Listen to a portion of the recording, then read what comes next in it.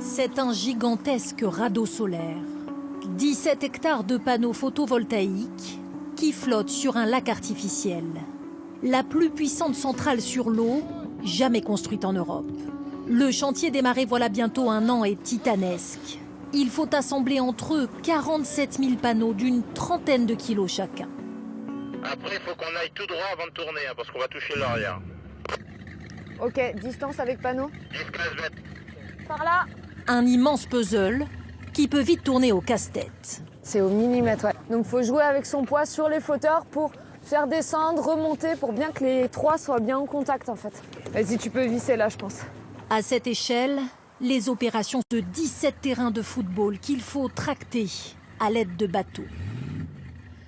Avant la mise à l'eau, une grosse partie du travail se fait sur la terre ferme. Chaque panneau y est d'abord solidement fixé sur un flotteur.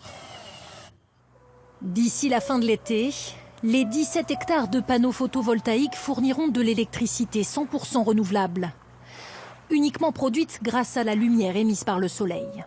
Le principe du solaire photovoltaïque, c'est capter les photons, l'énergie de la lumière, et les transformer en électricité.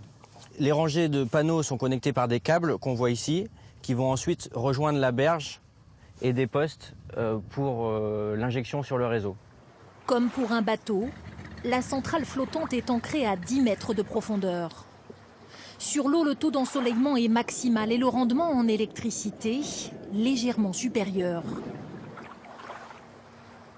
Sur l'eau, il va y avoir un effet bénéfique, c'est qu'on va avoir un rafraîchissement et une température moindre sur les panneaux qui vont améliorer leur production de l'ordre de 5 à 10% en termes de rendement par rapport à une centrale solaire au sol classique.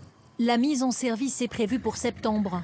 Les 40 000 capteurs solaires devraient bientôt alimenter l'équivalent de 5 000 foyers en électricité. Largement de quoi combler les besoins des 5 000 habitants de Piolenc. Le village où est implantée la centrale deviendrait alors la première commune française à produire plus d'énergie qu'elle n'en consomme.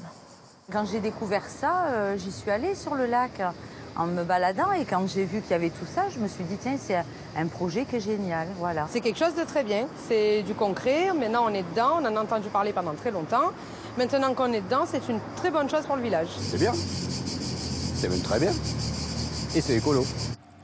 Le lac de 50 hectares sur lequel flotte la centrale appartient à la mairie de Piolenc, qui vient de signer le bail du siècle, un loyer de 25 000 € par mois, perçu pendant 52 ans. C'est très bienvenu, effectivement. Et puis il y a l'image pour la ville, une image quand même d'investissement dans le développement durable. Et donc pour nous, c'est important.